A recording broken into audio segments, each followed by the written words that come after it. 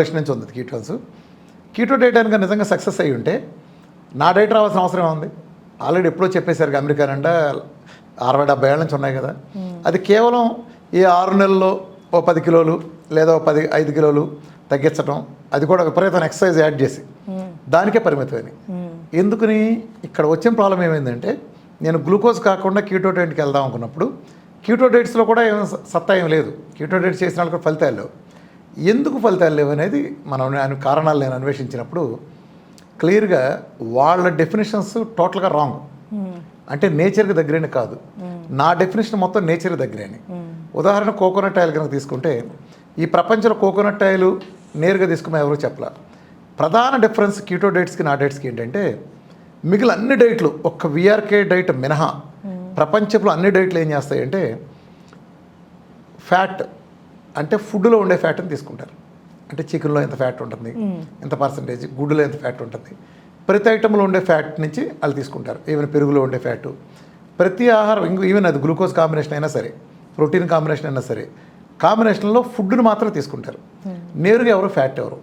So నేరుగా fat ఇవ్వనప్పుడు ఇదే glucose metabolism తీసుకుంటే ఏమవుతుంది, నువ్వు అన్నం తిను, ఇడ్లీ తిను, పాలు తాగు, పళ్ళు తిను, స్వీట్లు తిను, చిక్కడాలు తిను, నువ్వు ప్రపంచంలో ఈ కాఫీ తాగు, ఏది చేసినా ప్రతి ఆహార పదార్థం గ్లూకోజే.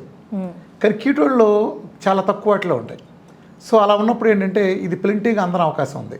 కాబట్టి నేనేం చేశానంటే, ఫస్ట్ టైం ఏ డైట్లో లేని విధంగా నేరుగా ఫుల్లీ శాచురేటెడ్ ఫ్యాట్ని గుర్తుపెట్టుకోండి, అది అందేటట్టు చూశాను. ఫుల్లీ శాచురేటెడ్ లిస్ట్ చేస్తే ఫస్ట్ ఉండేది 90-20%. ఫుల్లీ శాచురేటెడ్ ఫ్యాట్ అంటే ఏంటంటే, సింపుల్గా జనాలకు అర్థమయ్యే భాషలో చెప్పాలంటే, ఇప్పుడు మనం రిఫండ్ ఆయిల్తో బజ్జీలు కానీ ఏదైనా చేప ముక్క కానీ వేస్తాం కదా, ఒకసారి వేయించగానే ఏమవుతుంది, ఆయిల్ నల్లబడిపోతుంది. ఆయిల్ గోల్డ్ కలర్ ఉండే ఆయిల్ నల్లబడిందంటే మీనింగ్ ఏంటి, ఒక బైక్లో కొట్టించిన ఆయిల్ ఫస్ట్ గోల్డ్ కలర్ ఉండేది, 2 నెలలు తిరిగిన తర్వాత మడ్డి ఆయిల్గా మారుతుంది నల్లగా. అంటే అందులో ప్రాపర్టీ చచ్చిపోయి అది ఎందుకు పనికిరాదని. అలానే నువ్వు చేపను వేయించిన తర్వాత రీఫండ్ ఆయిల్ వెంటనే కాసేపు వేయించిన దానికే నీకు అది నల్లగా బొగ్గులా మాడిపోయిందంటే మీనింగ్ ఏంటి, ఆయిల్లో కంటెంట్ అంతా అయిపోయింది, ఒక్క దెబ్బకే అయిపోయింది. అదే మనం చిన్నప్పుడు గానగ నూనెలు తీసుకునేవాళ్ళం, నువ్వుల నూనె కానీ వేరుశనగ నూనె కానీ మంచి నూనె అనేవాళ్ళం. వీటిలో నువ్వు దాదాపు 10 సార్లు రీసైకిల్ చేసేవాళ్ళు.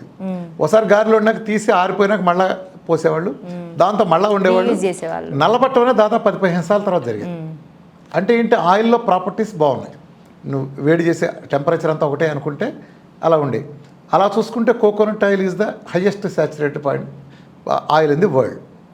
ఎలా నువ్వు దాదాపు ఇది కనుక 2 సార్లకే నల్లబడిపోతే రిఫండ్ ఆయిల్, కోకోనట్ ఆయిల్ నీకు 30 సార్లు వస్తుంది. అంటే ఒక పర్టికులర్ టెంపరేచర్లో, అంటే అంత స్థాయి సాచురేషన్ దాంట్లో ఉంటుంది. సో ఆ స్థాయిలో ఉంది కాబట్టి అది ఫుల్లీ సాచురేటెడ్ ఫ్యాట్ 92%తో అది ఫస్ట్ ప్రయారిటీ తీసుకున్నాను. నెక్స్ట్ నెయ్యి అంటే నెయ్యి కూడా అంతే, నెయ్యి కూడా ఫుల్లీ సాచురేషన్ 67% ఉంటుంది.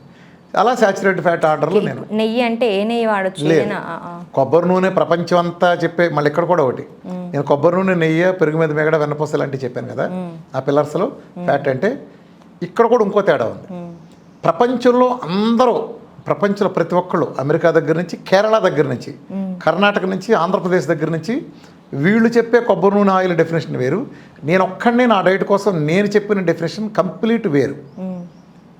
కొబ్బరి నూనె వీళ్ళ భాషలో కొబ్బరి నూనె అంటే ఏంటంటే, వర్జిన్ కోకోనట్ ఆయిల్ని నార్మల్గా వీళ్ళు వేసేస్తారు. వర్జిన్ కోకోనట్ ఆయిల్ స్వచ్ఛంగా ఉంటుంది, సీసాలు విడుదూతాడు కనిపిస్తుంది, అసలు ఏం మంచినీళ్ళు ఉన్నట్టు ఉంటుంది వర్జిన్ కోకోనట్ ఆయిల్. అది